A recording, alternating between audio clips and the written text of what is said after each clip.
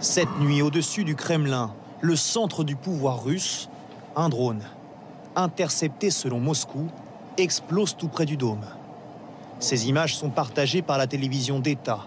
Impossible de vérifier leur authenticité. Pour Moscou, aucun doute. Les Ukrainiens ont voulu commettre un attentat grâce à leur drone, mais est-ce plausible? 460 km séparent Moscou de sa frontière la plus proche avec l'Ukraine.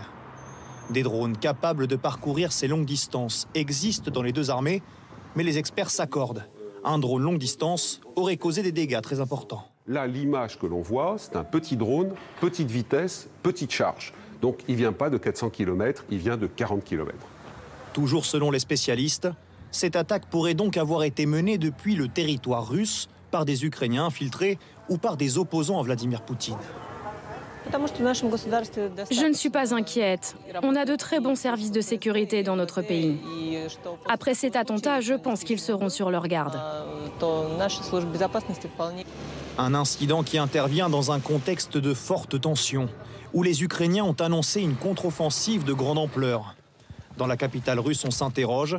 Même si Vladimir Poutine n'était pas au Kremlin hier, au moment des explosions, à Moscou, la sécurité revient au cœur des préoccupations.